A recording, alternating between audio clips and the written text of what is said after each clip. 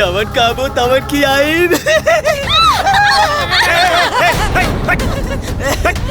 जब तक लेकर बियाह सुमनी से नहीं क्या हो जात तब तक लेके कमरा बंद के रखा लो। हाँ बंद कर। भाग जाए कहूँ पागल संग की आदमी। चल चल चल। मामा ये अनर्थ मत करी मामा। मामा ऐसा मत करी हमरा साथे।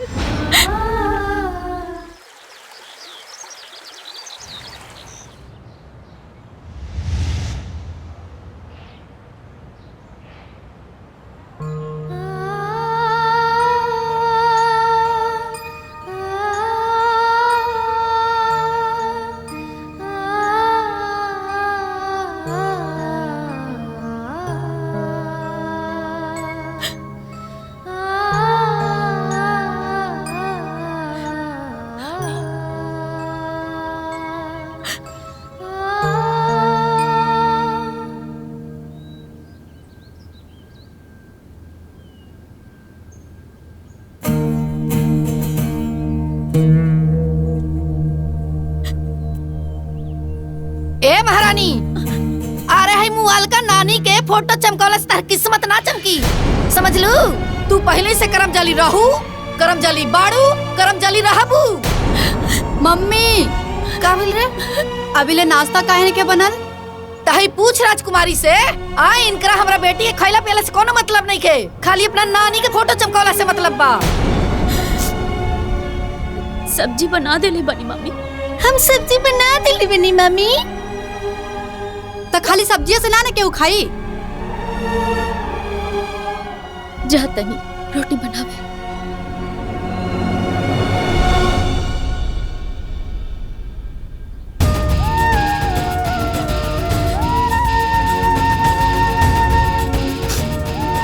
अरे जब ले इनका कहा ना तब ले इनका देह में फुर्ती ना आवेला। अरे चाहते नहीं के कि हमनी के टाइम से खाना पीना खाई जा। बताओ भला हमरा बेटी के कितना मुंह चुरा गइल बा। ए बेटा जाके 2 रोटी ज्यादा खा ले, ठीक नो? जो मला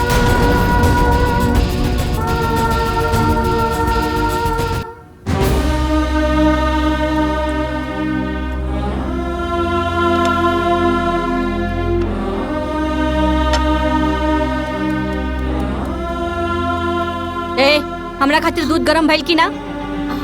सिंपी खातिर ना रोटी बनावतानी। ई बना ले तो तोरा खातिर दूध गरम कर दे। का 1 घंटा में तोहार रोटी बनी, ओकरा बाद तो हमरा खातिर दूध गरम करके देबू।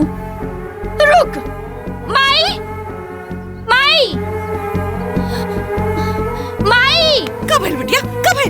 ई देखो अभी ले हमरा खातिर दूध गरम करके नहीं खे देले और कहले पे कहा तड़ी पहले रोटी बनी ओकर बाद तोहरा खातिर दूध गरम होई।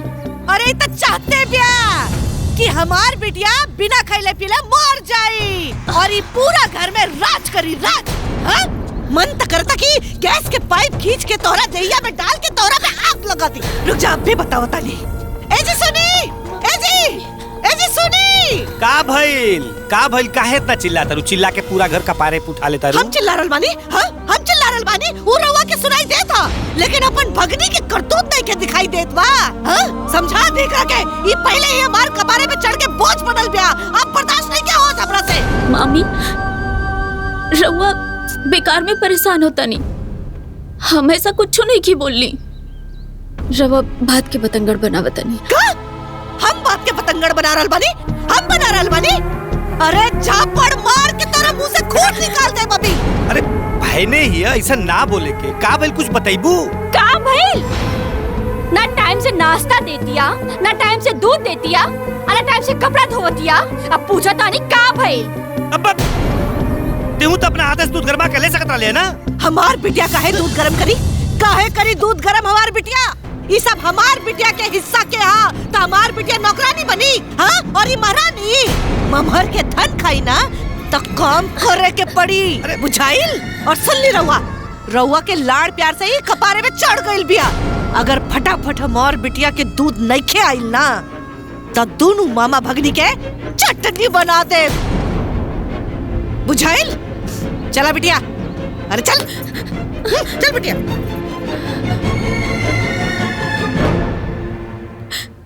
ए बेटी सुन, तू तो सब कुछ पूछते बाड़ू ना।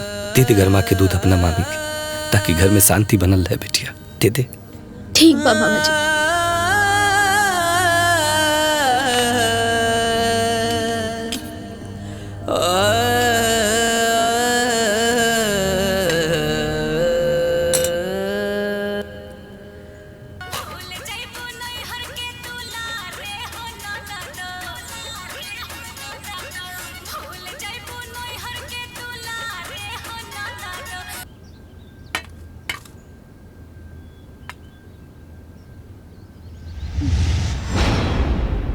जाना तारू दीदिया, इस सुमनिया के देह में ना बहुत चर्बी चढ़ गई बा। एकदम ठीक कहता रे छुटकी। जब तक एकरा कुछ बोला ना एकरा सुनैबे ना करेला। मामा के कान पे जे बिया। का करे, हमार तक किस्मत खराब बा। अरे का जाने कब तक हमनी के छाती पे ही मूंग दलत रही। वो लोग के बात विचार व्यवहार देख के बहुत दुख होला। बाकी हमनी कैसे ना बोले लिसन की घर में शांति फैल जाए बेटा। रवा लोग ऐसे काहे सोचता नहीं मामा जी? काहे ना सोची हैं? तू हमन के भगली बाड़ू, बेटी समान बाड़ू। ए बेटा, अब तोरा प्रति वो लोग के दर्द होखे या ना होखे, बाकी हमनी के तो होला नु बेटी। हाँ। करेजा फाड़छता ही कुल देख। अरे वो दोनों तो साक्षात राक्षसीन बाड़ी सन, और साथे साथे सिंपिया और कजली भी तो दुश्मन हो गई बाड़ी सन बेटा। रवा लोग ऐसे काहे सोचे नहीं मामा? ऐसन काहे ना सोचल जाओ। तू ये घर का पूजनी बाड़ी, भगनी का पाँव पूजल जाला, लेकिन इन्हन का बुद्धि भ्रष्ट हो गई बा। सब के सब तोर दुश्मन हो गए सब। मामा जी, वो दोनों हमार मामी बाड़ी और सिंपी और कजरी हमार बहन है। ये हमार घर है मामा जी, और आपन घर में आपन लोग के काम करे में हमके कोनो लाज न लगेला। हाँ बेटा। हम ही सब खुशी खुशी करे नी। खुश रहा बेटी, भगवान तो के हर तकलीफ से दूर रखे। रउआ लोग चिंता ना करें। खुश रहो बेटा।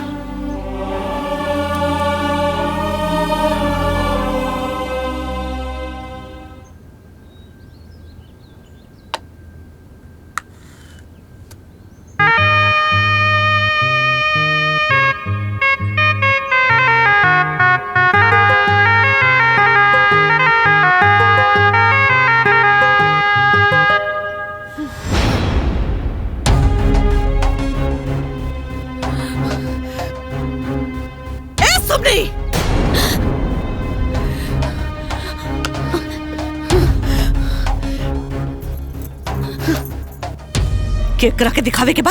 हाँ? कोना खातिर इतना पाउडर पता तारू? कोना के दिखावे के बा? हीरोइन बनल कब करा? बुझाइल?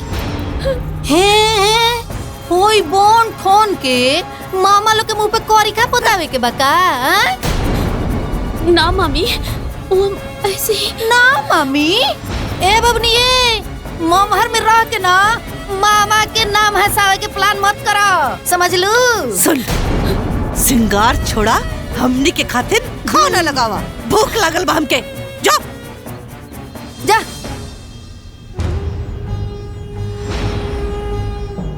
अरे बाप रे बाप।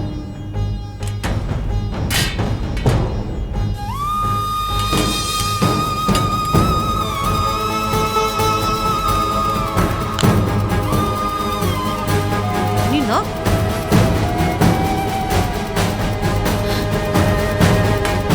ली मम्मी, पानी ले। सुना, हो इतनी से सब्जी में हमनी के गो रोटी खाइब जा हो? कहीं सब्जी अपने मुआल का ना खियावे खातिर नहीं खो ना बचौले? ए चोटिन, हमनी के घर, हाँ, और हमनी भीख मंगन जैसे खाई। जो जाके सब्जी लेके आओ, जो। लावतानी मम्मी। चल खो।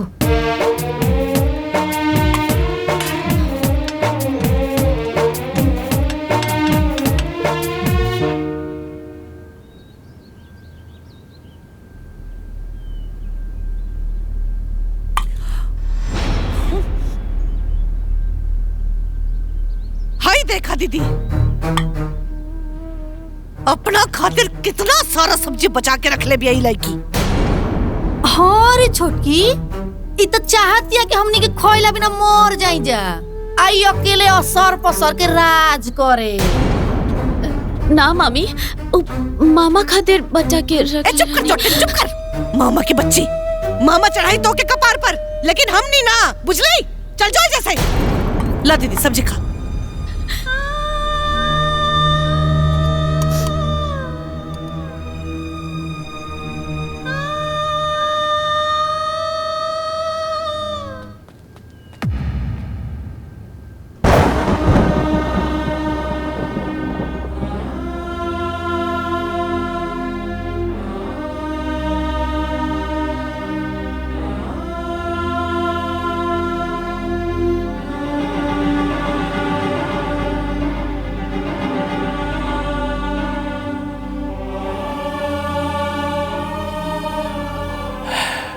पराई बेटी केहू के अपन न होली।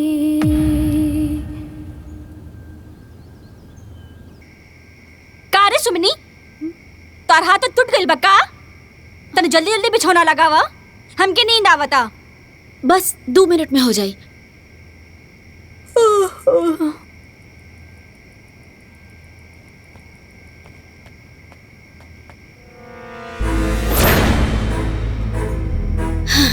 हो गई।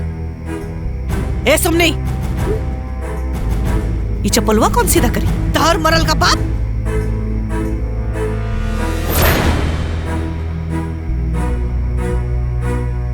मामी, हम ना देखनी है। का? ना देखनी हा? काहे? अखिया से अनहर हो गई का जो ना दिखाई हा? चल सीधा कर, चल।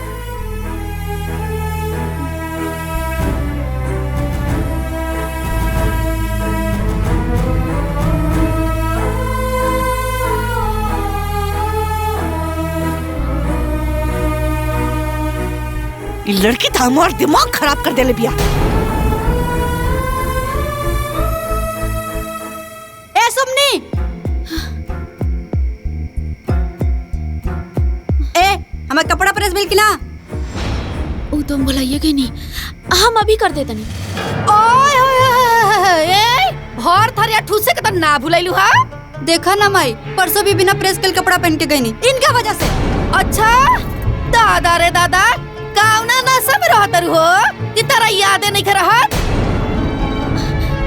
ना मम्मी, हरियर का कपड़ा तो आयरन कर ले रहनी है। अच्छा तो तोहार कहे का मतलब तू जोन कपड़ा प्रेस करबो मुहे पहना, तू सारा कपड़ा काहे ना प्रेस कइलू? तारा पसंद से हम ना चलब, समझ लू कि ना? ज्यादा दिमाग मत लगावा। ए सुना, बहुत देख रहल बानी तहार आजकल काम चोरई, काम में अंग नहीं लागत ना। याद रखा, आज की आज हमरा बेटी के सब कपड़ा अभी अभी आयरन होके के चाहिए, नहीं ना तेरा हर कपड़ा भी आग लगा दे, समझ लू? चला जाए जैसे। ना ना मम्मी, हम अभी कर देता नहीं। अरे चाहते नहीं के कि हमार बेटी सच के संवर के रहे, बन ठन के रहे। चल बेटा चल, सब हो जाए आयरन, ना करी ते करा के हम बताइए दे।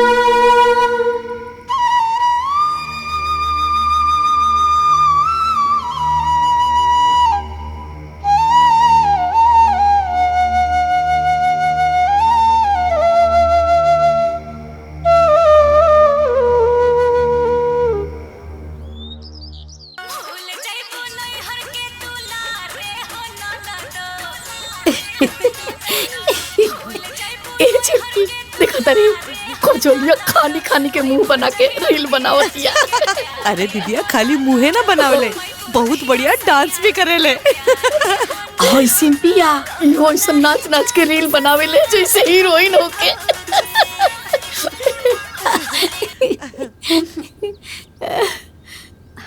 मम्मी चाय। ए सुमनी, चाय तो हो गई, अब जाके आटा गूंद के रोटी बनावल जल्दी शुरू कर दा। हाँ? और हाँ, एन्ने वेन्ने घूमिए मत। चल जाओ। ए सुमनी, एने आओ। आओ।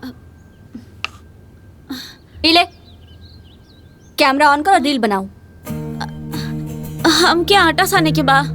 अरे टाटा बाद में ना सना जाई, जौन का जलिया कहती है तौन करा, बनाओ रील। कैमरा ऑन कर। हाँ, घुमाओ।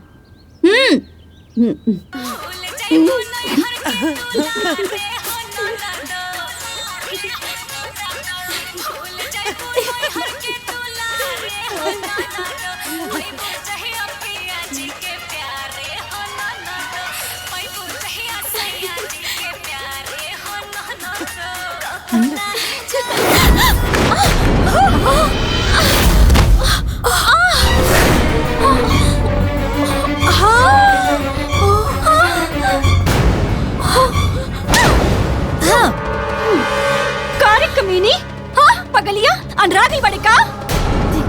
ते हमार मोबाइल फोड़ देले। ये बताओ, एकर भरपाई की करी? बता। बोल, बोल ना, बोल ना चट्टी। दिखा बेटिया, दिखा।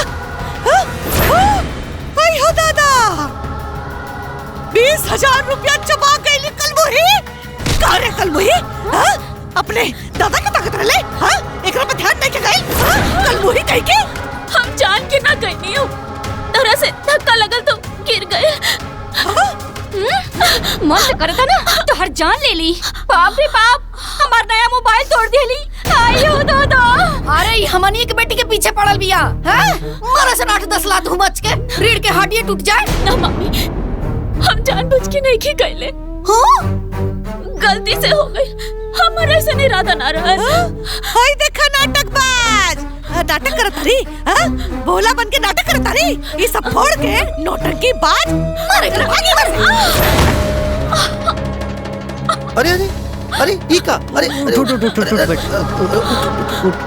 उठ बेटा उठ। अरे का भाईल के करी हाल करता रू लोग? अरे भाईल का? अरे आगे लन छोकर बने रे, हैं? हाय मोबाइलिया के हालत नहीं क्या दिखाई देता?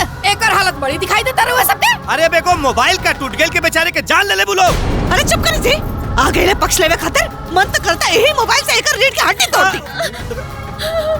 ना मम्मी, ना मम्मा जी, हम ये सब जानबूझ के नहीं की कैले। टूट गए रे। चलो दिमाग लगाओ दरू, ये लोग के देख के नाटक फैलाओ दरू। भागा यहाँ से तो गर्दन तोड़ दो तुहार। अब मुंह कटा के तड़ू, भाग यहाँ से, भाग। चिड़ी जा खड़ा, मार, भाग यहाँ से, भाग।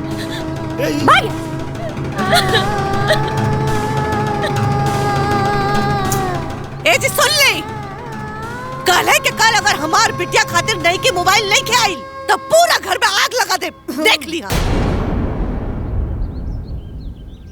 लोग करेला खाली हाल, पर दुख के हुना बाटे वाला, जिकरा पे सब कुछ बीतेला। अरे बिटिया, सुमन बिटिया, उठ उठ बेटा, उठ बेटा। हाँ बिटिया, चुप हो जा। मत हुआ बेटी। हम इस धरती के सबसे बदकिस्मत लड़की बनी का। अरे ना बेटी ना, जे तोहरा साथ ऐसा व्यवहार कर रहल बा, ऊ जे तोरा के रोआवता, तोरा के डुकावता, टुकावता, ऊ धरती के सबसे बड़ा बदकिस्मत इंसान बा बेटा। अरे बेटा, जे दुख सहेला ना उहे सुख भोगेला। तोरे मामी लोग के का पता, जौने भगनी के रोआवत तानी उ पाप के भागी बनतानी, आ तू ई कुछ सह करके ना पुण्य बटोर तारू। हाँ मामा, कबो कबो हिम्मत हार जाता। अरे ना बेटा, ना तू अपना हिम्मत के बात के रख बेटी। जानता रू, ये दुनिया वाले जेके जितने नीचे दिखावे ना बेटा, भगवान ओकरा के उतने उच्च जगह दिलन बेटी, वो उतने उच्च स्थान पे बैठी। मन में हौसला रख बेटी, मन में हौसला रख, जौन भी होई ना सब अच्छा होई तोरे साथे। हरे राम राम राम।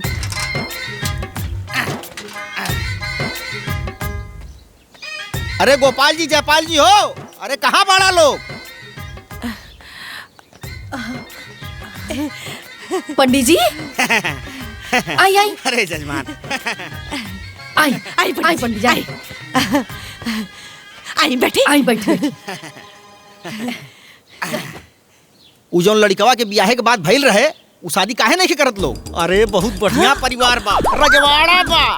अच्छा पंडित जी, उनकरा के घर में के बा? नौकर बा, चाकर बा, कार बा। मतलब खाना नौकर बनाई?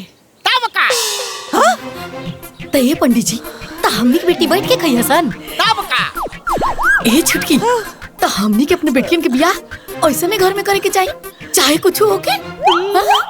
ए पंडित जी, देखा देखी खातिर बात चलाई ना। अरे पहले परिवार से तो लोग एक बार राय बात कहला। हमनी है ई घर के मालकिन, हमनी जौन कहा उहे होई। हाँ ठीक बा। तो ठीक बा पंडित जी, रउआ काल मेहमान जी लोग के लेके आई शादी के बात करे खातिर। हाँ? अच्छा जजमान अब हम चलता हैं। जाई जाई।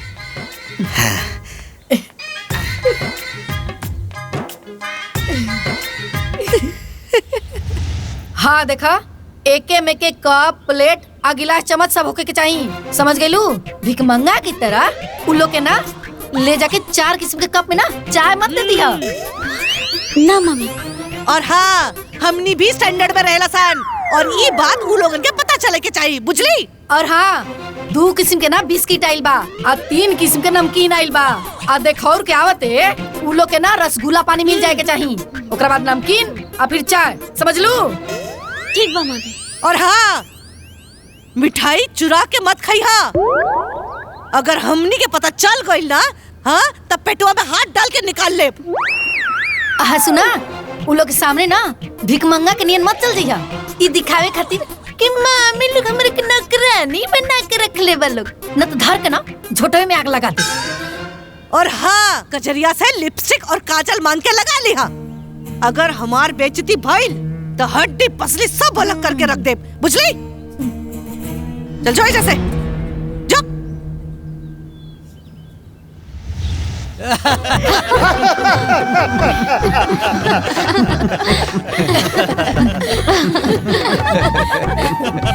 जान जाई जना कि हमनी के घर में ना बेटियन के खूब आजादी बा।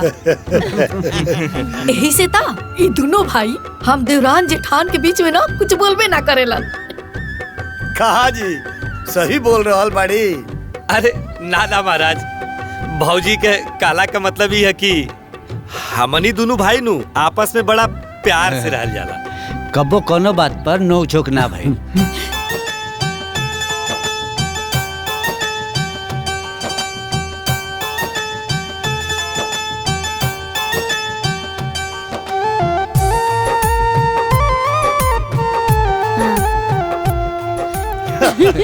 एकर मतलब प्यार वाला अनुशासन चलेला। चाय लीजा। उन्हू लोग के दा। ले ले।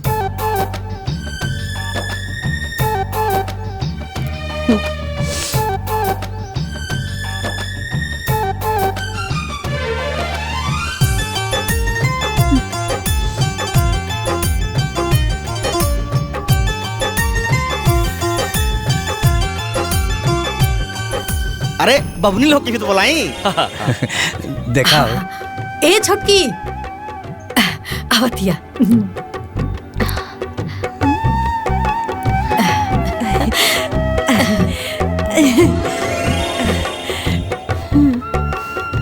ये हमार ना छोटकी देवरानी है।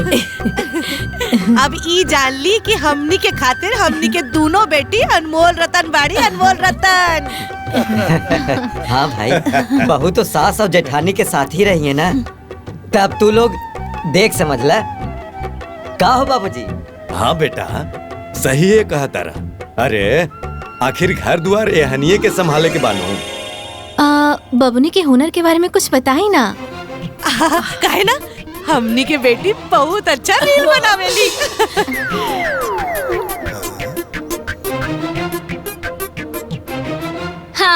और जीजा जी चाह ले ना तो दीदी उनके साथ भी रील बना सकेली।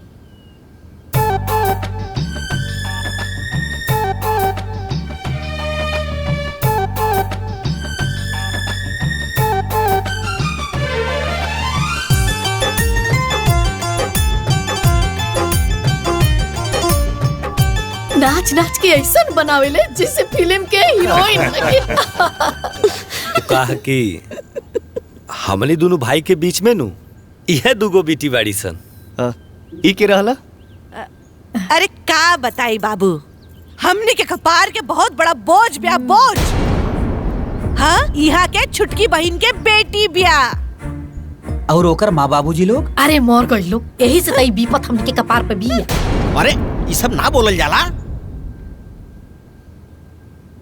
आप सब लोग अगर बुरा न माने तो एगो बात पूछ सकीला का? हाँ कहीं कहीं। अरे शादी ब्याह के बाद में ना एकदम खुल के बात करे के चाहिए। कहीं कहीं हमरा रउआ बहन के बेटी पसंद बाड़ी।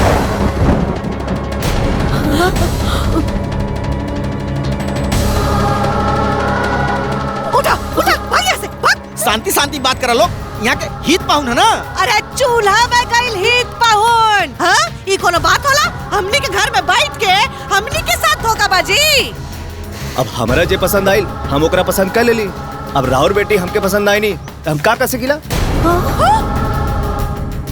अच्छा हाय देख रहे छछलोल के मुँह छुछुंदर नाम सब सुंदर। अरे रउआ सबके तनको लाज शरम नहीं है काजी? ए बेटा उठ, देखत का है ये घर में बियाह शादी ना हुई। चला यहाँ शादी वादी ना हो। चला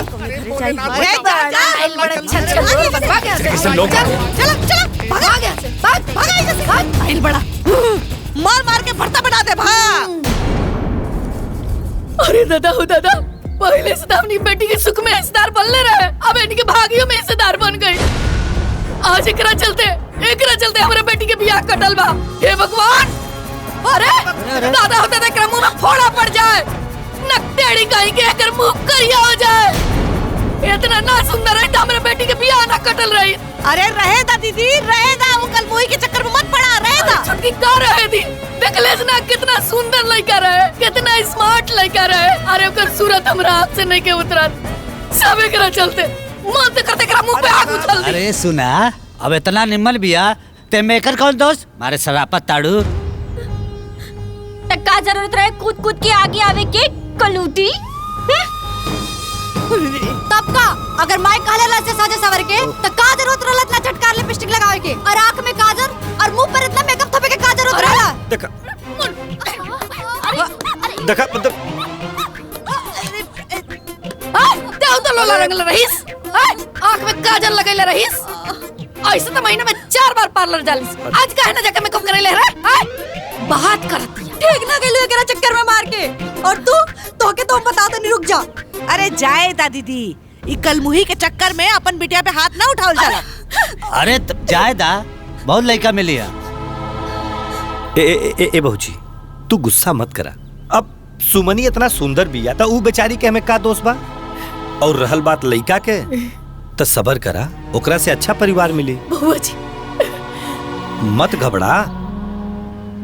हाँ बताई महाराज, ऐसा परिवार होके के चाहिए जे हमरे घर पे आके हमरे बेटी के ना कर देलस। गनीमत रहे कि भाग गए लोग, हाँ? न तो ऊ लोगन के सारा हेकड़ी निकाल देती सर। अरे आवेश में आके गलत ना करे के, बेटी के बियाह करे के बाकी ना। हाँ तो कोनो बढ़िया परिवार बताई जे देखते हमरा बेटी के पसंद कर लेवे। अरे पहिलका से कमाल के परिवार लेके आइल बानी, और देखी लड़का दूगो भाई अमाई भाई और ननद या कौन हो तो बढ़िया बात बा। अरे नंदे तो ससुराल में आफत होली सब।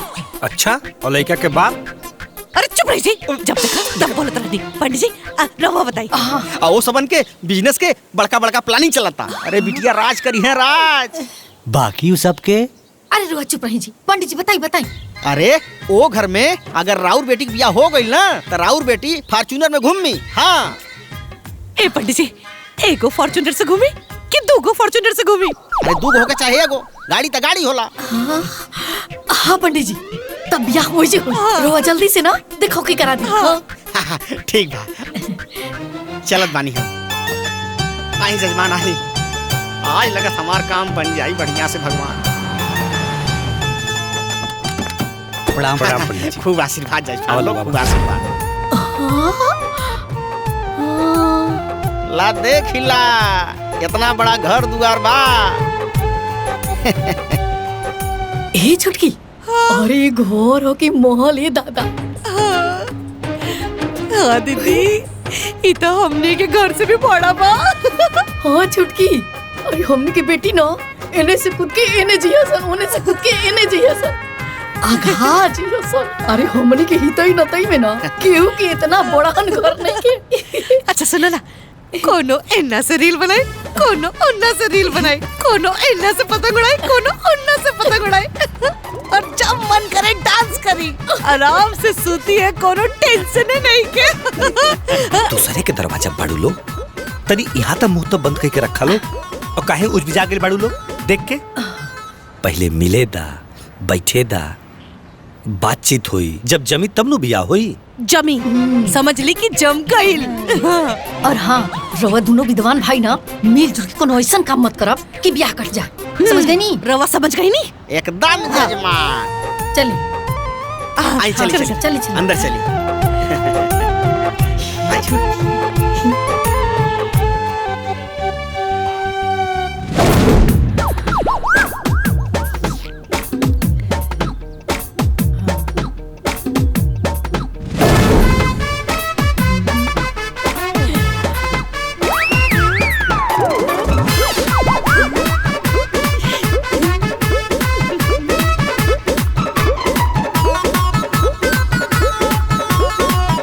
ए छुटकी, हो इतना किस्म के मिठाई और 3 किस्म के नमकीन और ऊपर से बिस्कुट। ए दीदी, हमार बिटिया लोग ना पूरे दिन भर नमकीन बिस्किट खात रही है। अरे खाना खाई हसन।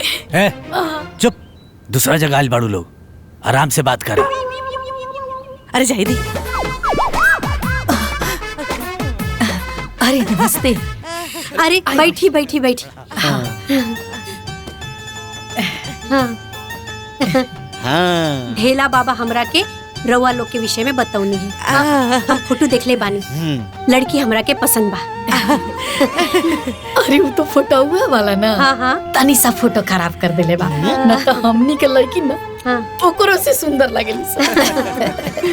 अच्छा तो बहन जी सुनी समधन जी, कहीं ना कोनो बात नहीं के।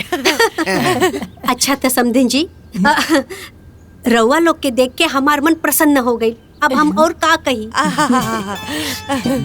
देखी, हमनी के दोनों भाई के बीच में दुइयों के बेटी वाली सन। ता जौन धन तौन महादेव जी के। हाँ रवा समझे तानी ना? हाँ हाँ, समझदार खातिर इशारा ही काफी होला। अरे जैसन हमनी के बेटी खातिर घर खोजत नहीं जाना सपना में, वैसने घर मिल गई। बाकी रउआ लइकन के देखा दी। हाँ हाँ काहे ना। ए बेटा लोग, अरे आवा लोगन। ये हमार बेटा लोग। जी प्रणाम। खुश रहा खुश रहा। ए दीदी, साक्षात राजकुमार बा। अरे हाँ छोटकी, राजकुमार ना, एकदम राम लक्ष्मण के जोड़ी बा, राम लक्ष्मण के जोड़ी। अब कैसा लागल हमार चुनाव? अरे हमनियों के एकदम संतुष्ट बानी जा। तब रिश्ता के आगे बढ़ावल जाओ। अरे बात बढ़ावे के का बा, बात पहले ही से आगे बढ़ल बा। सुना, जौन रवा के चाहिए वो रवा के मिल जाई, जौन हमनी के चाहिए वो हमनी के मिल जाई। का बोला बाबा? समधन जी बस आदेश करी। अब हम का आदेश करी? रवे नु कहनी है कि जौन धन तौन महादेव के। जब मन मिल जाला तो समझा धन मिल जाला। अब हमरा के और का चाहिए? मतलब शादी फाइनल? हाँ हाँ बिल्कुल फाइनल। हाँ बुझनी। हाँ, आज से हमार बेटा राउर बेटा। हाँ तो आज से हमार बेटी राउर बिटिया। ए दीदी, हाँ हाँ हाँ, मुंह मीठा कर लिया जाए। जान जाई बहनी ना, किस्मत ओ बटाला। हमनी की बेटी के किस्मत चाची, नहीं है ना चाय। केहू के किस्मत नहीं है। घर बहुत बढ़िया मिलल बा भौजी। अरे और तो और सास तो एकदम गाय बिया गाय। आ दोनों दामाद हमार चाय। एकदम राजकुमार नियन बड़ा सन। अरे जब चाची। हमार बेटी दामाद कार से उतरी ना दुआरी पर तब कुछ लोग मुँह माटी ले लिए। और हाँ, सबसे बड़ बात ये कि ससुराल में कोनो रोक टोक नहीं के। हाँ। जब मन करे रील बनाई, जब मन करे नाची। का दीदी? हाँ छुटकी। अरे कजलिया कहाँ बड़ी सन? बुला बुला बुला। ए कजरिया, ए सिम्मी, आ गेल। अरे तनी प्रणाम करके आशीर्वाद उस पर सन। आशीर्वादे से तो बढ़िया घर बर मिला था। कर सन। प्रणाम बुआ। प्रणाम चाची। हाँ, प्रणाम। मारा बाबी एक झपट। हाँ, गोड़ छू के प्रणाम करा करा। अरे खुश रह, हाँ, खुश रह, शाबाश, खुश रह, खुश रह। जा बेटा जा। हाँ, जा। अब बाकी बियाह बड़ी जल्दी तय हो गई ना। हाँ, अरे कोहनी है ना किस्मत केहू के बटाला। अरे जोन हमनी के चाहत रहे तो हमनी के मिल गइल, आ जोन उल्लू के चाहत रहे तो उल्लू के मिल गइल। जब सब गुड़ मिल जाला ना तो ब्याह जल्दी कर देवे के चाहिए। का दीदी? हाँ छुटकी। बताई चाचा, लोग भगना भगनी के चरण धोवेला, ये दोनों भाई भौजाई का करत हवन सा? अरे ओकनी के कलजुगी परिवार के कंस बाड़े सन। हाँ ये चाचा, जीवन भरू भगनी पर वो शासन कैले और टुआ टापर लड़की के नौकरानी बना के रख देले बाड़े। जब ब्याह के बात आई, पहले अपना बिटिया के ब्याह करो तारन। हाँ चाचा, भगवान ऐसा जीवन कोनो लड़की के ना दे। पूरा परिवार चालू बा। मेहरारू सन के आगे वो दोनों ममुअन के ना चलेला। सुननी है चाचा कि कल दोनों लड़की के बियाह बा? हाँ, हमहू सुनी है।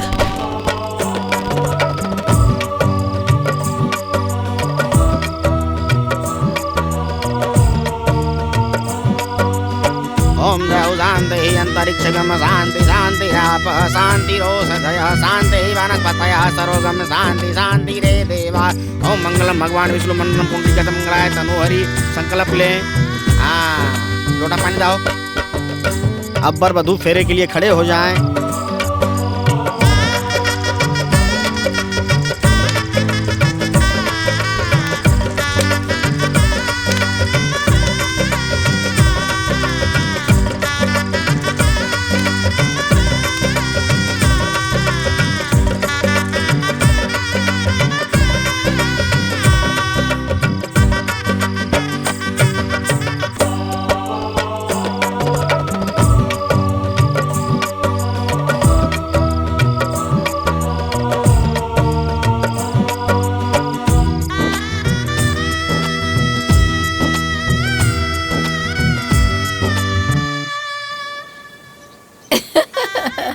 बाप रे बाप, ई करी कोहल चला बड़का खानदान, बड़का परिवार।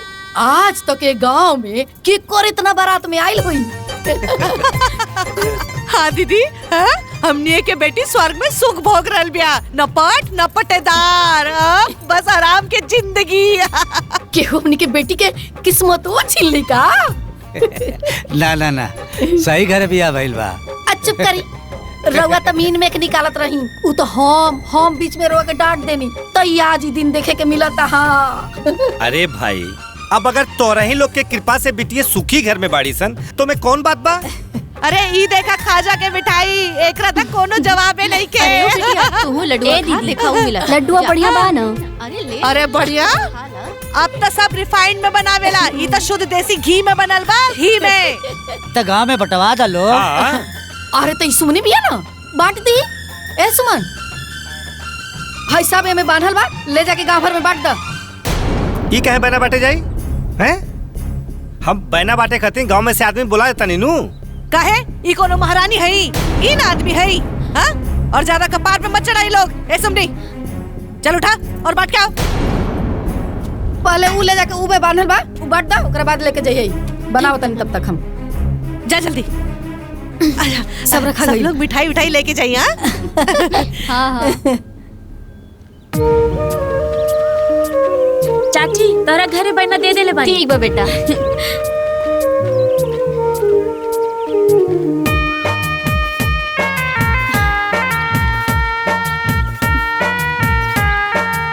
अरे इला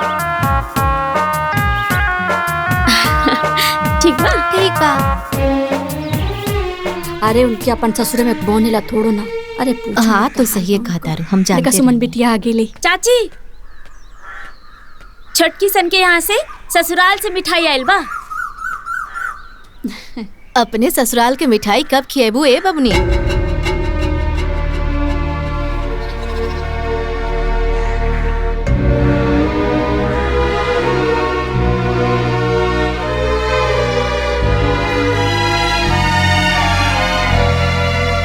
चाची, छोटकी सन के यहाँ से बहना आयल बा।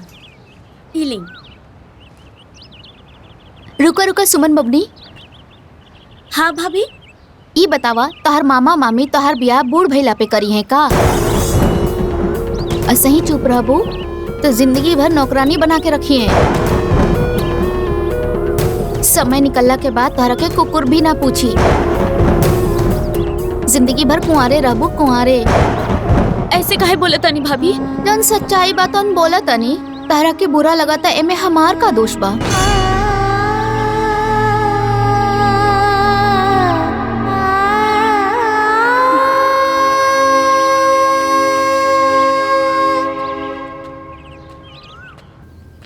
का रे बाबू, आज बिटियन का फोन आयल लकी ना? ए भैया, अरे ओकनी का फोन हमेशा आवत रहता, जात रहता, हमेशा ओकनी के अपने माई से बतियावत रहता निसन।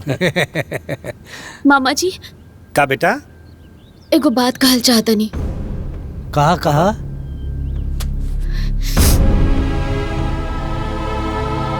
लाज शर्म के पर्दा हटा के एक बात पूछी। पूछा पूछा। एक घर में केहू के लौकत नहीं खेका कि हमरो ब्याह के उम्र हो गइल बा।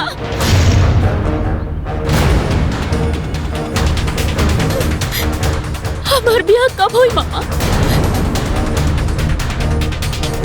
बाप रे बाप। हाय देखी जी, दादा रे दादा, ई आज तक हम कोनो लड़की के ई पूछे के अपना बियाह के बारे में ना सुनले रही। अरे ई त बेशर्मी के हाथ हो गइल बा। हां, ई ब्याह बिना बिगड़तिया। एकरा के मरद चाही मरद। गुलछड़ा उड़ावे खातिर, हाथ में हाथ डाल के घूमे खातिर।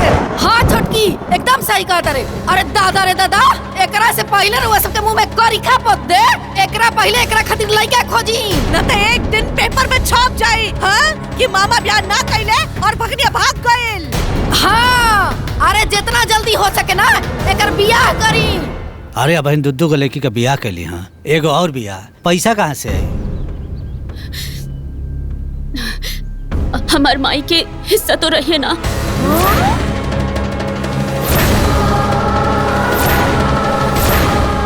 ये देखी जी, हिस्सा मांगत या हिस्सा। ऐसा झपट मारम ना कि हिस्सा विस्सा सब मिल जाई। दादा हो दादा, देखता नहीं हिस्सों के बात करतिया। और एकरा मन में कितना बात बची। अरे कोनो भिखारी के हाथ बांध हराई। अबे लगाई ऐ जैसे एकरा के। जैसन पटी दस। जल्दी से जल्दी एकरा के ई घर से भगाई। काहे कि अब एकरा के मरद के नशा चढ़ल बा। मरद के मरद चाहिए। भला बताओ छोटकी। हाँ दीदी, निर्लज कहेगी। तू लोग एकदम सही कहता। ये लड़की एकदम मनसोख बिया। अरे मनसोखे ना जी, एक नंबर के भीतर घोंक बिया, भीतर घोंक। अरे हमनी के बेटियन के देख के ना धोंकत रहेले। उ त अच्छा भइल के भगवान रोआ सबके सद्बुद्धि दे दलन कि जल्दी समझ में आ गई बात। सही कहता रो भौजी, बिल्कुल सही कहता रो। ओकरा के त हमनी के अपन भगनी समझल जात रहल गइल। अब भगनी समझ के सब माया मोह में रहल गइल हो। बतावा भैया, ओके तनको बला शर्म नाई में मर्दवा अपने बियाह के बात करे में हो। तनी सना और चढ़ाई कपारे पर। अब समझ गई नू।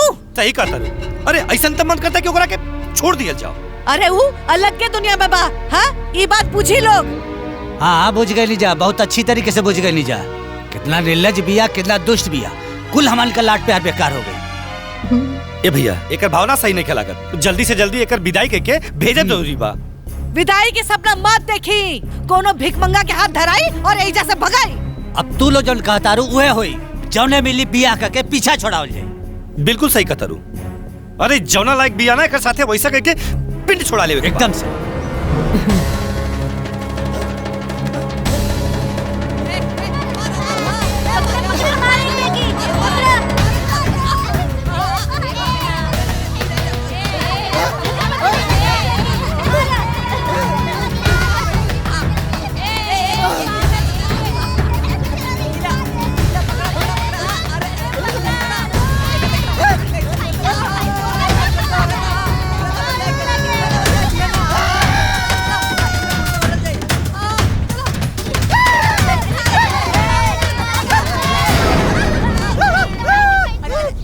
चले भागा सर। निकल।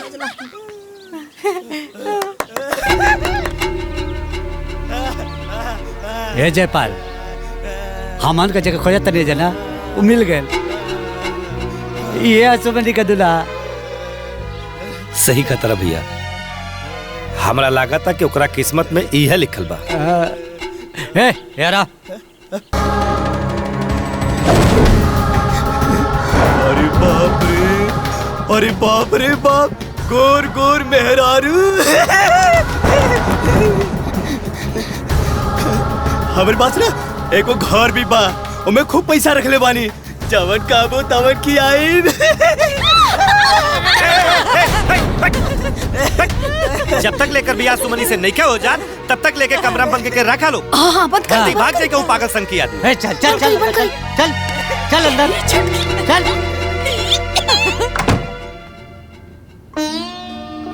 मामा, ये अनर्थ मत करी मामा। मामा ऐसा मत करी हमरा साथे। हम अपना ब्याह की बात बोल देनी, हमरा से बहुत बड़ गलती हो गई मामा। बाकी हमार ब्याह भिखारी से मत करी। मामा मामा ए मामा, तू लोग जहिया ले हमार ब्याह न करबा, हम तहिया ले घर में चुपचाप रहब, हम केहू से कुछ ना बोलब। बाकी एगो भिखारी से हमार ब्याह मत करा। सुमन, हमनी के जोन भी फैसला कहले बानी जाना, अब वह होई। का सुमनी हैं? हमनी के बेटी के बराबरी करतारू, ई कब्बो ना हो सकेला। हाँ, भिखारिन ना कब्बो रानी ना बन सकेली, बुझाइल?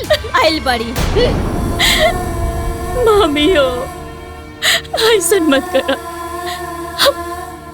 हम तोहरा लोग से कुछो ना मांगब, बाकी हमार ब्याह एगो भिखारी से ना करा।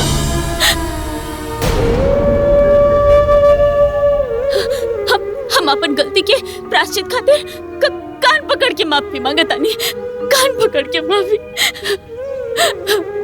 तोरा लोग इनके सामने हाथ जोड़तानी। ए मामी, एगो भिखारी से ब्याह मत करा। माँ के बाद भगनी खातिर तो मामा ही होला ना। हे मामा, ऐसा अनर्थ मत करो मामा। हम ना कब तो नहीं लोगन से कौनो शिकायत ना करो। सुना है ना, फाटल किस्मत सटाला ना, समझ लू। अन्ना बटले बटाला किस्मत, भगवाने राजा बना के भेजेला नहीं धरती पर लोग के। आ सुना, राजवा से तहार बियाह हो जाई तब भिखरिया से के करवइयो। अरे ओकर घर में से बसी। अरे भगवाने तहार जोड़ी भिखरिया के साथे बना के भेजले बड़े, समझ लू। ए, तुहार रोवल हम माफी मांगल, अब सब बंद। चलने हमारी का हिस्सा लेवे। अब तोर किस्मत अगर एगो भिखारी के साथे लिख गई तो लिख गई।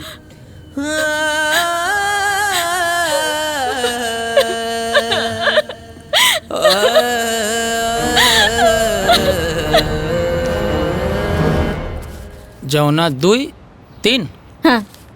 कुल हो गया 4000 रुपया, टोटल 15।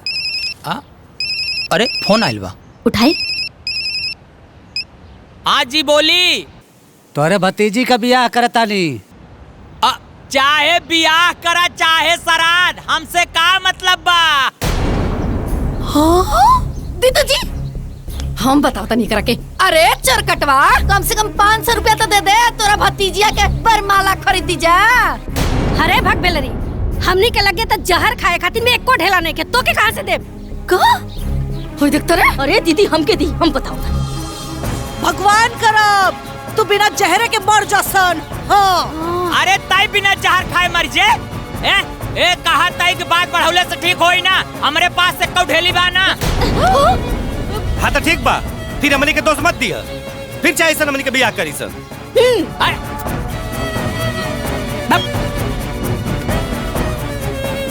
हाँ, तू बैठ के केवल नोट पाई जाबू गिने न पाबू।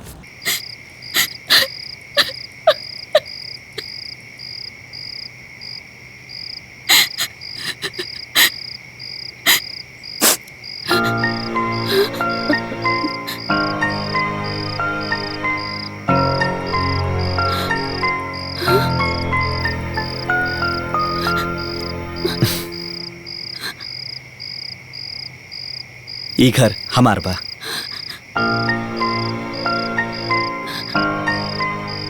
और अब से ई घर तोहार बा।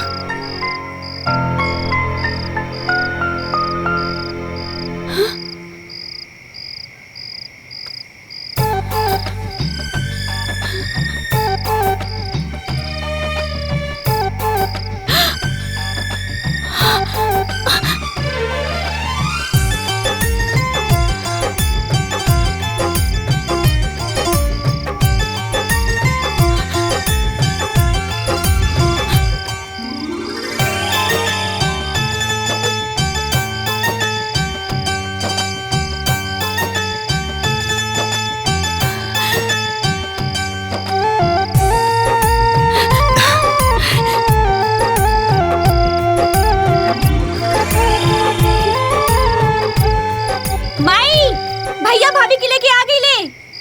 कहाँ बाड़ू लोग? माई, अरे बड़की भाभी जल्दी नीचे चला लोगन।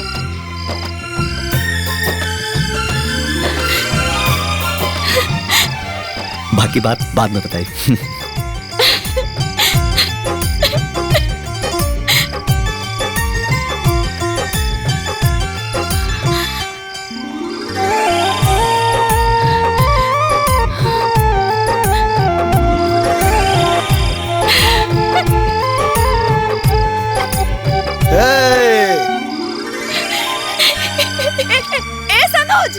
हाँ माई बाजा रेडी बा। अरे हमार बेटा लक्ष्मी लेके आइल बा। ए बाजा वाला लो, बाजा वाला।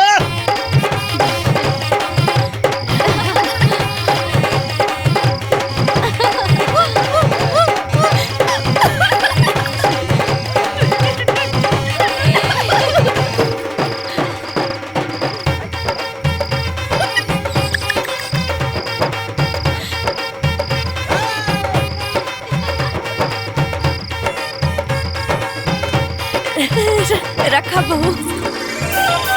दुल्हन धीरे दुल्हन धीरे धीरे पौवा धारा हो। दुल्हन दुल्हन धीरे धीरे।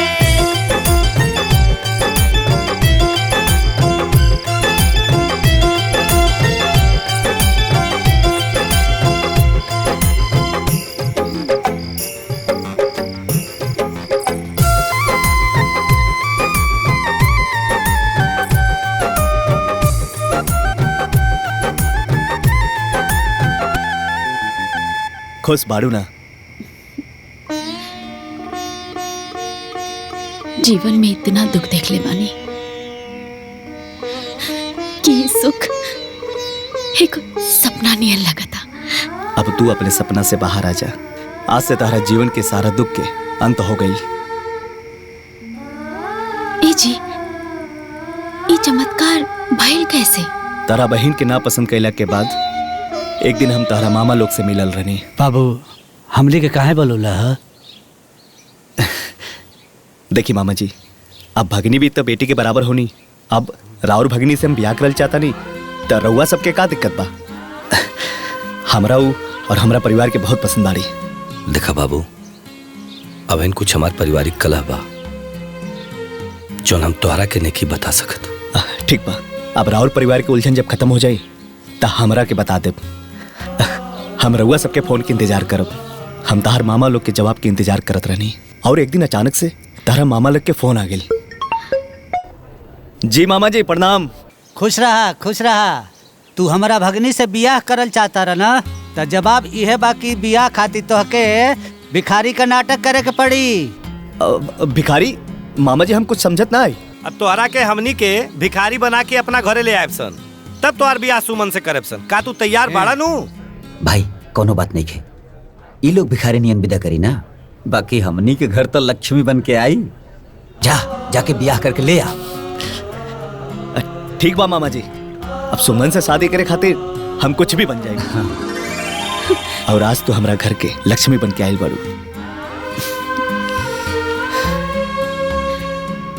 हम तारा से वादा करता नहीं कि तू सुख के खातिर जितना तरसल बाड़ू तारा पे उतना सुख बरसी।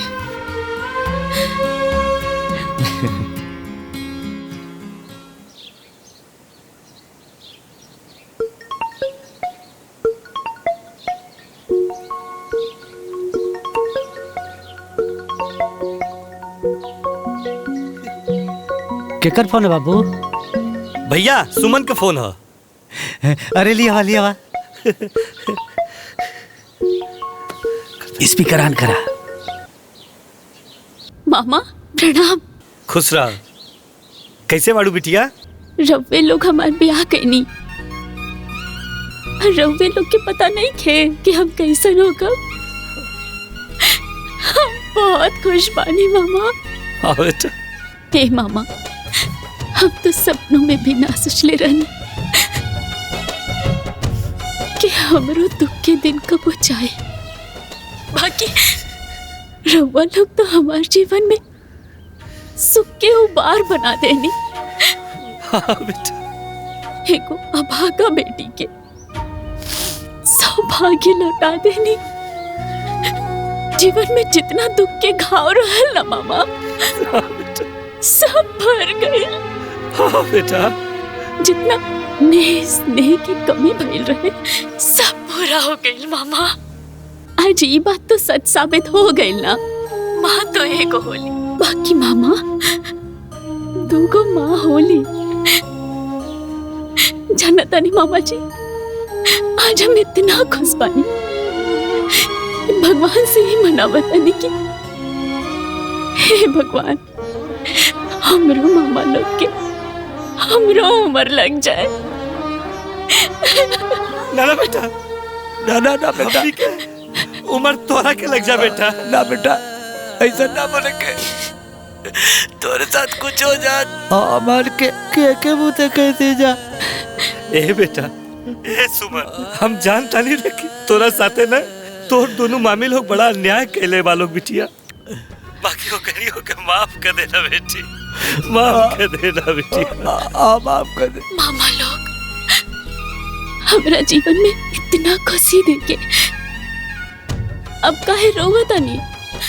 चुप हो जा लोग। मामा रहुआ लोग हमारे ब्याह करे खातिर बहुत नाटक करनी ना।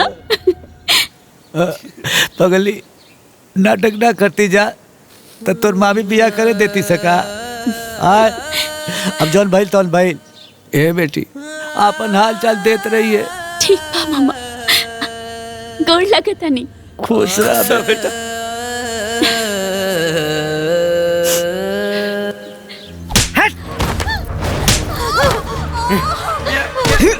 तोर तो रवा लगन के ब्याह के बेरा बोले के चाहिए ना 50 लाख। अपन माई की फोन लगावा और बोला कि हमके 50 लाख रुपए चाहिए। तोरा नियन गोबर लड़की से बिया बिना फायदा के क्या करी रे? 50 लाख रुपया चाहिए तो चाहिए। लगावा फोन। ना हम ना लगा। अपन माई की फोन लगावा। अरे फोन लगाबू की और कुटी तू लवन के। चल फोन लगाओ। फोन लगाओ। पकड़ फोन। फोन लगाओ। पकड़। ए बेटा, ऐसे ना मनिए, एकनी के लाठी लेके मार। ना रुकी हम बोल लगाओ तनी। अरे माता, लगाओ जल्दी फोन। अरे बिटिया लोगन के फोन हाँ बिटिया। भाई ये लोग पैसा खातिर हमने के मारत पड़े। अरे बाप रे। हाँ भाई, ये लोग कहा था 50 लाख रुपया मांगा मुर्गी फार्म खोले खातिर भाई। अरे हमारे बिटिया लोगन के 50 लाख रुपए खातिर मारे तारे लोग। हाँ भाई 50 लाख। अरे तो अपने सास के फोन दे उनका के फोन दे जरा। अरे बोला, हम भी सुनत तानी, बहिर देख के फैल बानी। बोल ना, क्या बोले के बोल ना। का जी रो बेटा लोग के इतना मजाल कि हमनी के फूल जैसन बेटी के मारे के हाथ उठावता लोग। अरे भाई तो खाली हाथे से मारता, लठियों भी दहले बानी, थूर दई है लो। चुप कर दो। हम अपन बेटी के फूल जैसन पालत रहनी, हमरा खातिर सोना बा सोना, और तू उनकरा के मारत तारू। अरे सासू जी, अरे कुल हमरे खातिर कोयला है सन हो। ए सासू जी, हमनी सबका मुर्गी फार्म खोले खातिर 50 लाख रुपया दे दी लोग। ओकरा बाद कोयला सन का सोना बना के रखा। अरे तरुआ अपन खेतवा जमीनवा काहे की बेच देत जी? का कहलू है? जमीन बेच दे तू, हाँ? और तू जोन कहले रहलू कि रउआ की जोन चाहिए तो मिल जाए, तो दी ना, काहे ना देत नहीं? 50 लाख रुपया चाहिए तो चाहिए, नाता इन लोगन की आवाज भी सुने के ना मिली।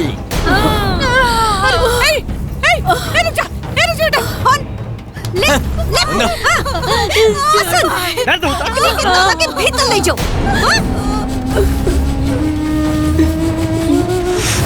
आज से खाना पानी बंद। चलो चलिए। 50 लाख रुपया कैसे न मिली? फूलबाड़ी, बड़ी फूलबाड़ी। अरे चिल्ला के का फायदा बाहो? अरे हमनी के जाके बात करत आनी सन। हाँ? का बोली हा? बात करब, का बात करब, का बात करब? ओकर सास चपड़ चपड़ करके हमार दिमाग खराब कर देले बिया। अरे रवा बाप पानी की दुश्मन। बेटी लोगन के कोनो दर्द नहीं के का? कि सब दर्द हमनी के बा। अरे बुढ़िया के ना माथ पर के केस नोच लेब जा, एक एक रोआ नोच लेब जा, हमनी के देह में ना आग लगल बा, आग। और सुन लीजिए अब केस होई और बात अब सीधा कोर्ट में होई। हमार फूल जैसे बचियन के हाथ लगावले ना, अब बताओ तानी उनकरा के हम। अरे समदिन के साथ साथ ना उ दोनों दमादो पिटाई हसन, अब बुलडोजर लगा के उनके घर ना ढावा देनी जा। एक बाप के बेटी ना सब होई, उन लोग के बिल्कुल ना छोड़े के, बाकी हम लोग के जाके एक बार बात तक कर लेवे दा। का बात करब रउआ लोग? अब रउआ में कोनो पावर नहीं है, अब बात हम करब और हम जाइब। निकाला गाड़ी। अरे बुढ़िया है ना, आओ आगे नहीं जा, हमनी के तोर नानी ना याद दिला देनी जता कहिए। निकाल बाहर, ईंट बजा दे। हमरा बेटी सब के मर पे आज तोरा बुझाई। तारे इतना मजाल कि हमरा बेटी सब के सताइबू। आ गेल बन जा हमनी के। हां आ गइलो तो का कहले वो लोगन? हां का करबू? तारे साथ करब। हमार बेटी का हमारी साथ। ए बेटा, ए बेटा, ए बेटा। हां का ई देख। ए सासू मां, फोन पे का बात भइल रे? तू लोगन के समझ में ना आइल रहे का? 50 लाख रुपया लेके आइल बाड़ू का? पहले पैसा ओकरा बाद बेटी के दर्शन। बोले नीलू? अच्छा तो तू लोग हमरा के धमकी देता रहो। आय अरे हमनी को में के माई ना है जा कि बेटी की तकलीफ में देके छोड़ के चल जाइब जा। फालतू बहस ना, पैसा की ना पैसा। चला निकला यहाँ से। और पैसा ना दे तब जैसन बिटियन की कुचाई हो रहल बा ना, वैसे तोहनियों की कुचाई होई। अच्छा तार दादा खियाइले बने का कि हमनी के कुटबू? अब देख कैसे कुटाई होला, हमनी के कुटब जा। मरनी हमने के। आओ दउआ लाठी ला लाठी तुरंत चाहिए एकरा के। रुक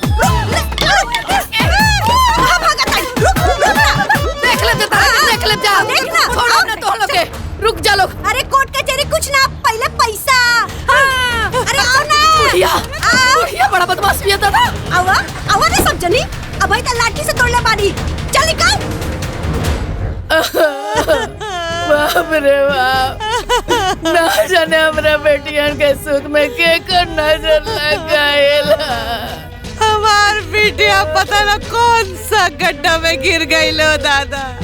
हम तो कहते पंडित जी के बुलावल जाओ, बियाह हुए न करू ले हम।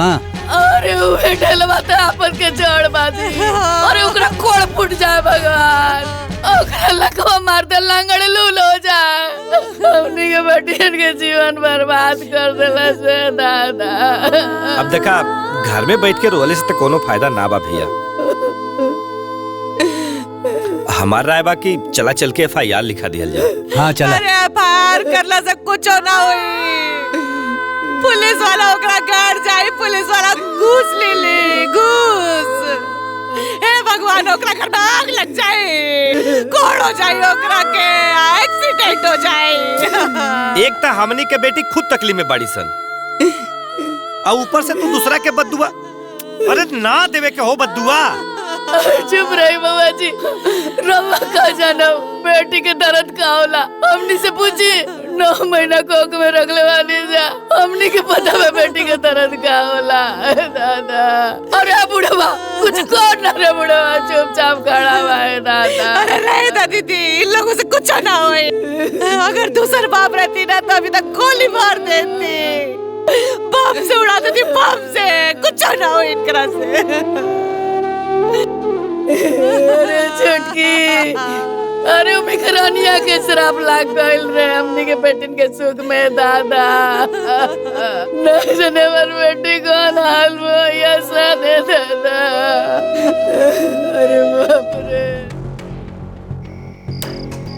50 लाख रुपया हलवा बुझे तड़ा लोगन कि केहू जाई और फटाक से निकाल के दे दे ही। अरे इतना पैसा व्यवस्था करे में समय लगेला। अब तो हम लोगन के जब इतना जल्दी हो तो कहीं और देख ला।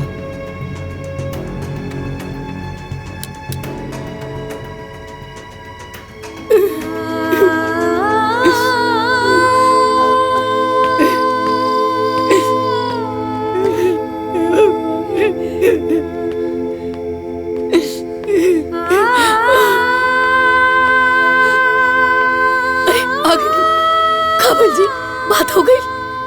बात होता लेकिन जमीनिया खरीदे खातिर के तैयारे नहीं के होता। काहे तैयार नहीं के? बात 2-4 लाख के रही तो केहू लगी मिल जा, लेकिन बात तो यहाँ 50 लाख के बाद इतना ढेर सारा रुपया केहू लगे एक साथे व्यवस्था होके के तो भी चाहिए ना। ये बुआ जी हमने दोनों के ना गहना गुड़िया सब बेच दी, लेकिन अरे तुम लोग का गहना बेचने के बाद भी पैसा पूरा ना हो पाई। अरे भगवान अब का होई जी? हमने के बेटी बहुत बड़ संकट में पड़ गई ना जाने कौन हाल में होई हमर बेटी, कौन हाल में होई ऐसा देखा अधेर बात होखा लोग हमनी के कोशिश करत है जाना। सबर रखा लो, भगवान जरूर कोनो इस समस्या के हल करी। पैसा लेके आइला? समधन जी पैसा का इंतजाम करे में थोड़ा टाइम लगा था। इंतजाम करे खातिर टाइम चाहिए। टाइम चाहिए? ठीक बा ले ला टाइम, बाकी बिना पैसा देहले सुनवाई ना होई। ए समधन जी ए खाली हमारा बिटिया के दिखा ली ना, हम दोनों भाई के बहुत संतोष मिली। ए खाली ए कैसन बेटी तो सिनेमा है का बेटी? और जब तक से पैसा ना मिली ना तब तक बेटी के देखल छोड़ा आवाज तक सुने के ना मिले। ए बाबू से निकला। ए बाबू तू तो हमारे दामाद हवा ना। आ दामाद तो बेटा समान होला ना। ए बुढ़वा चुप। सबसे पहले पैसा ओकरा बाद कोनो रिश्ता नाता, ठीक बा? ए समधन जी खाली हमरा बिटिया के दिखा दे। अरे हमनी के दूर से देख के चल जाए। हां समधन जी खाली एक बार। अरे ताकत का बड़ा लोगन, ई लोगन के घिसरा के बाहर निकाला। ई नौटंकी हमरा के देखे के नहीं खेबो। अरे निकाल के ए बाबू अरे हमरा बिटिया के खाली आवाज सुन ले। चला ए बाबू खाली एक बार हमर बिटिया के दिखा दे। अरे हमनी के बड़ा चिंता में वाली है बाबू। ए खाली आवाज सुन ले। चलो खाली ओकर आवाज सुना दे। आवाज नहीं खाई और चला। ओ बाबू हमर बहुत चिंता बा बाबू। अरे नहीं पानी बाहर चला। अरे चला बाहर। आइल बाड़े बिना पैसा के बेटी चाहिए।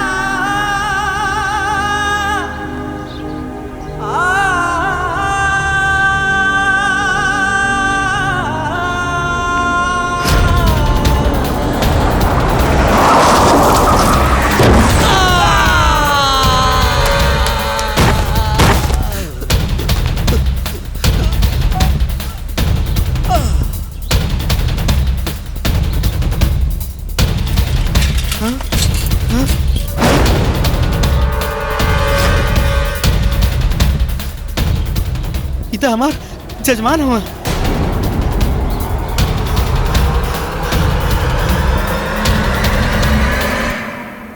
हेलो बिटिया हम ढेला बाबा बोला था नहीं तो यार दोनों मामा लोग एक्सीडेंट हो गइल बा। का एक्सीडेंट हो गई मामा लोग के? हाँ हम उ लोग के उजाला हॉस्पिटल में भर्ती कर देले बानी और तोरा मामी लोग की खबर कर देले बानी। तू जल्दी से आजा बिटिया, उनकर हालत बहुत सीरियस बा बिटिया। ठीक बा।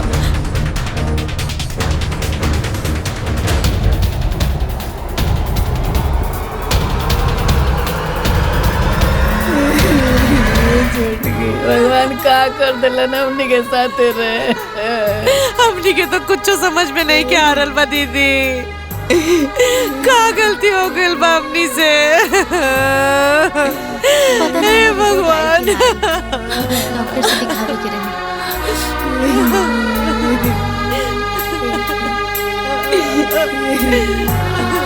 मामी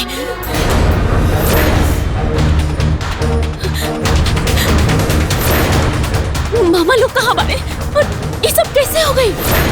अरे अब भागिन मनहूस अगले छोकर बने। अरे तोरे शराब लागल बा, हमनी के मरद के ही हाल भइल बा। अरे कल छपिया, अरे विपत्ति कब टिकेगी? भाग यहाँ से, भाग। ये क्या सब्जी मंडी लगा रखा है आप लोगों ने? समझ नहीं आ रहा है ये हॉस्पिटल है? अरे नर्स बबनी तू नहीं को जाना, ये घटना के जड़ी है कल मुही बिया। एकदम चुप रहिए, आप कुछ मत बोलिएगा। I'm really sorry. सिस्टर, हमार मामा लोग यहाँ एडमिट बाड़े।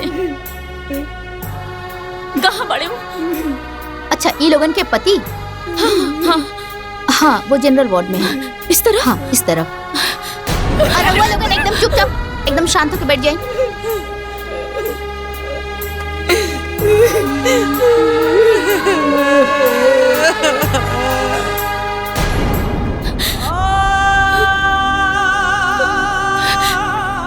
मामा जी, मामा जी,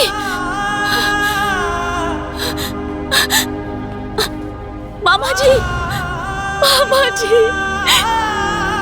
हे भगवान। डॉक्टर साहब, ये हमारे मामा जी लोगन के इलाज काहे नहीं के होत? अभी इनका पैसा नहीं जमा हुआ है। हाँ, कितना पैसा जमा करे के बा? हम सब करब। ठीक है, पैसा जाइए जमा कर दीजिए। नर्स, इनके ट्रीटमेंट का तैयारी शुरू करो। जी सर। ठीक है।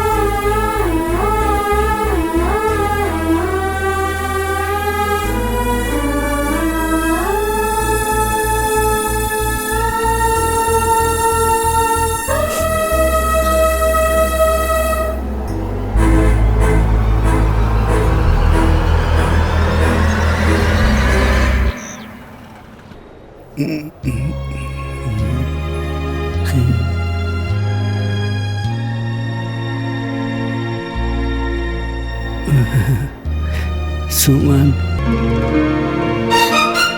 मामा, रवा की होश आ गई। तोहर छोटका मामा कैसन बाड़ा? अब ठीक बानी भैया। सुमन, मामा जी ठीक बानी। रवा लोग के कुछ ना होई मामा जी, हम बानी ना, रवा लोग के कुछ ना होगी दे।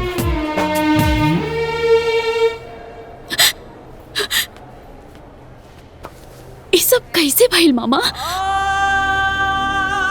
बिटिया सिंपी और काजल, हमारे का दोनों बेटी बहुत संकट में बाड़ी सर। का भइल का ओकनी के? ए बेटी, ओकरे ससुराल वाले बड़ा दुष्ट बाड़स। वही के 50 लाख रुपया मांगता है सर। हमने के बहुत कोशिश करनी सर, लेकिन पैसा के व्यवस्था ना हो पालस। बहुत हाथ गोड़ जोड़नी सर यही टेंशन में होने का ही हालत हो गई। ना जाने हम हमार दोनों बेटी कैसा लोई है सर। हमने के बड़ा डर लगा था बेटी, क्या करी कुछ समझे में नहीं गया। ये बेटी उन्होंने के बचा ला बेटी।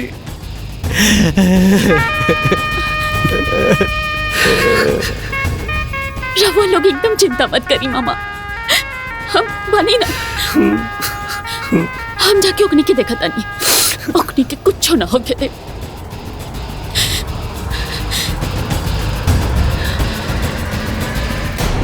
काजल, सिंपी, काजल, कहाँ बाड़ू? ई का कोनो धर्मशाला हो कि दंदाना भीतर चलाई? के बाड़ू हो तू? हाँ? हम काजल और सिंपी के बड़ बहन हैं। ओहो, आइल बाड़ू नेतागिरी करे? हाँ? अरे इतना तोहरा के फिकर बा तो 50 लाख रुपया दा। ए बुढ़िया, तोहनी के इतना नीच हो गई सन, जौन बाप अपन बेटी दे देले ओकनी से पैसा मांगा तड़ा। ए, का मांगा तड़ा सन? आखिर में वो घर से हमने के मिलने का बा? दोसर के घर लूट के आपन घर भरे में शर्म नहीं खियावत? काहे के शर्म हो? ओकनी के संपत्ति पे हमनिए के हक बा। वैसे भी हमनी के तो मुर्गी फार्म खोले के बा, ओकरा लिए पैसा तो चाहिए। तका गुंडागर्दी करबा? मर्द बाड़ा लोग तो अपन मेहनत से पैसा कमावा और मुर्गी फार्म खोला, और ना हो तो कटोरा लेकर सड़क पर बैठ जा भीख मांगे खातिर। ए, भाषण मत दा, ठीक है? पैसा दे क्या था, पैसा दा। ना तो जैसे दोनों बुढ़ियन के मार के भगाइले रहनी नू, वैसे तोहरा के मार के भगाई। अच्छा, मारब मार मार के भगावा लो। मार मार के मार। तोड़ तो सुमित।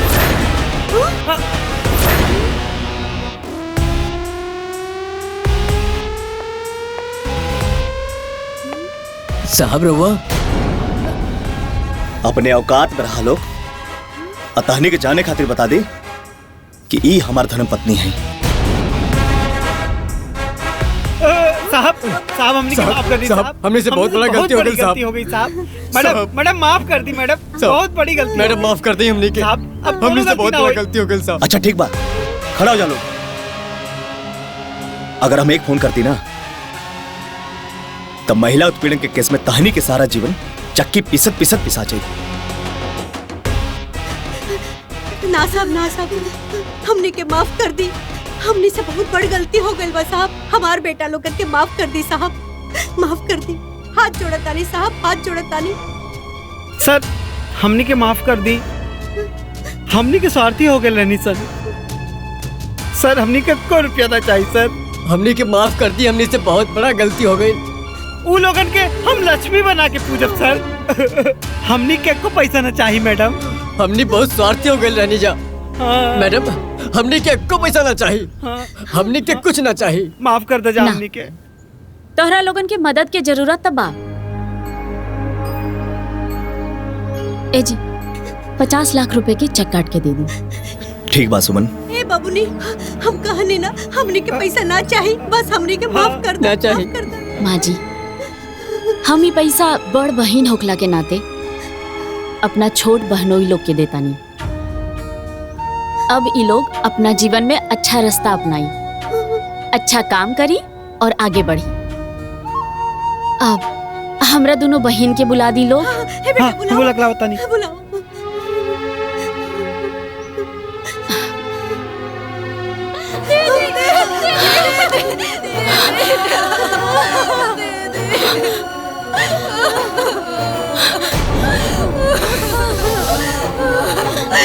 दीदी ये लोग इंसान ना जानवर बाड़े। ये लोग हमने के बहुत सतावले बाड़े दीदी।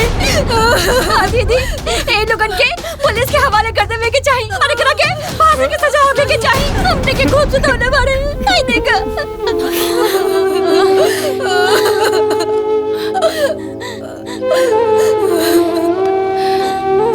ये लोग अब अपन गलती खातिर शर्मिंदा बाड़न लोग। हमनी के माफ कर दे। माफ कर दो। हमनी के माफ कर दा सन। हमनी के माफ कर दा। अब तोहरा लोग के डरा के कोनो जरूरत नहीं है। हमें को बड़ बहन होके के नाते अपना और अपना पति की तरफ से 50 लाख रुपया दे रहल बानी ताकि ये लोग आगे बढ़े, जीवन में कुछ करें। ए जी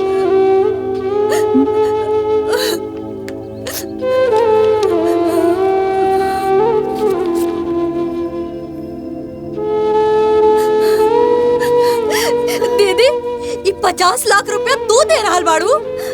हाँ, और ये 50 लाख रुपया तोहरा जीजा जी के मेहनत के कमाई बा। दीदी, ये सब कैसे दीदी? ये सब हम बाद में बताई। अभी हमरा साथे चला, काहे कि दोनों मामा के एक्सीडेंट हो गइल बा।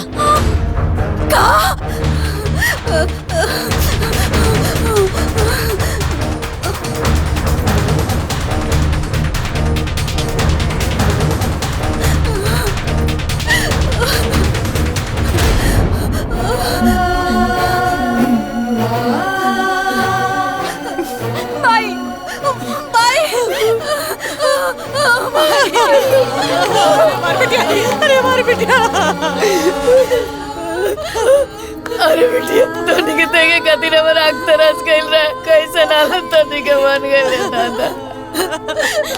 अरे मार बिटिया तू ठीक बाड़ू ना?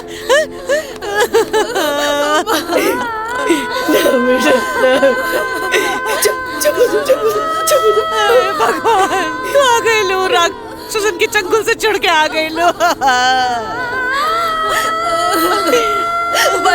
भाई हम पापा के देखे जाता नहीं। हाँ भाई, बाबूजी कहाँ पड़े? चल दीदी।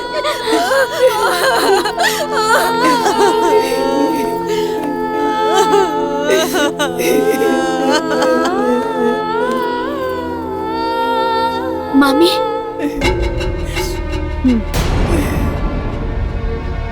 चिंता के कोनो बात नहीं खे। मामा लोग फिर आगे लेते का देखेल बड़ा का इतर मामा मार गइल बड़ा की जिंदा बड़ा। अरे कल श्राप लागल बा अपनी के परिवार पर, श्राप लागल बा। अरे कल वो ये बनू से देख देख हमनी के सुहागा भी जिंदाबाद। देख देख अरे हमनी के बेटी तोरा ने बिना बाप के नहीं की सर। हमनी के बाप जिंदा बा जिंदा। अरे तोर भी पता हमनी के ना खाई रे। ते भी पता इस भी पर तू कलंक है, तू मलूस है। तू हमनी के चबाई डाल बाड़े रे। तू डाय नहीं बस।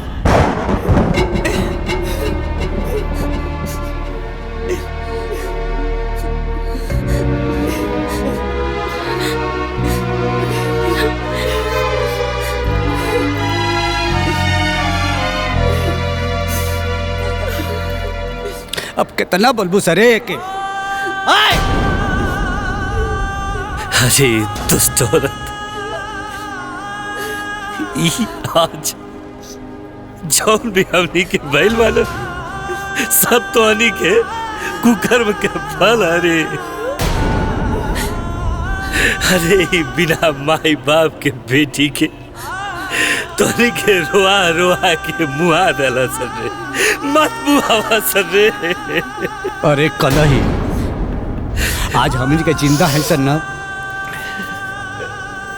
कर दे ना।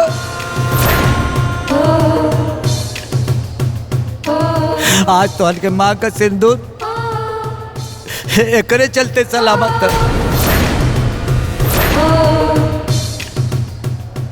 अरे कुतिया पूरा अस्पताल का खर्चा ये उठौले बिया। हाँ भाई, अगर हमने के तोहरा सामने सही सलामत खड़ा बानी जा, ये सब दीदी के वजह से। दीदी सही कहा तड़ी। ये 50 लाख रुपए ले जाके दिहली हम आई। अब तेकरा के बकस तलो, अब तेकरा के रोआवल छोड़ तलो।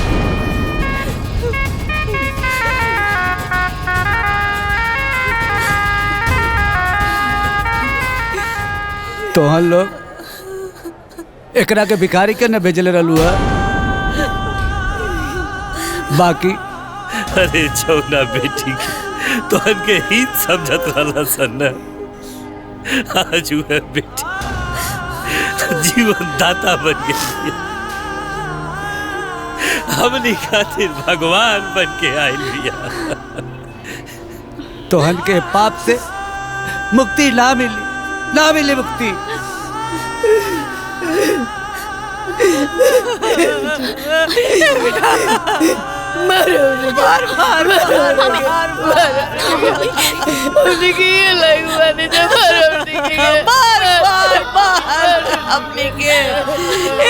सजा हमने के खातिर बहुत कम। बार बार बार माफ कर दे बेटी, माफ कर दे।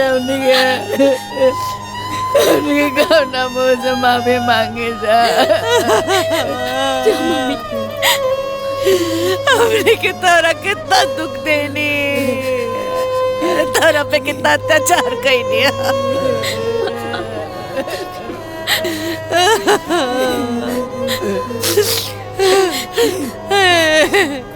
बेटी हमरा के माफ कर दे बेटी, माफ कर दे। हमने के माफ कर दे बेटी, हमने के माफ कर दे बेटी। बेटी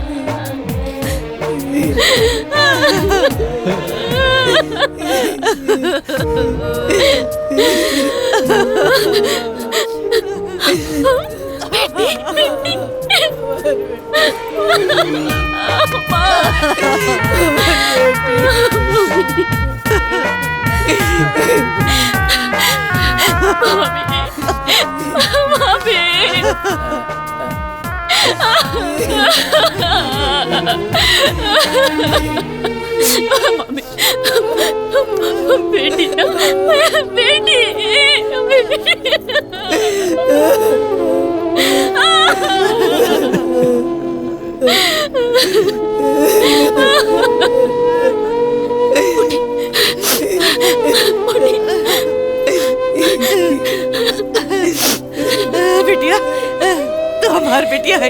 ए दीदी ये हमार बिटिया है।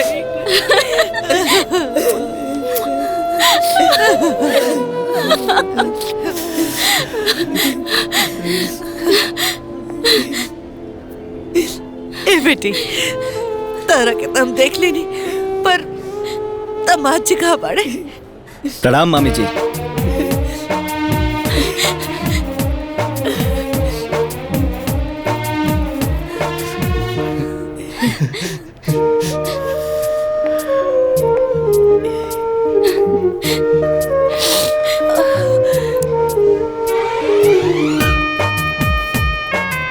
हम है राउर भिखारी दमाद। ना ना मेहमान जी, अरे वैसे हमने के हाथ जोड़ के माफी मांगे तो अरे नहीं मामी जी, भगवान हमने के प्रायश्चित करे खातिर सारा घटना रचला।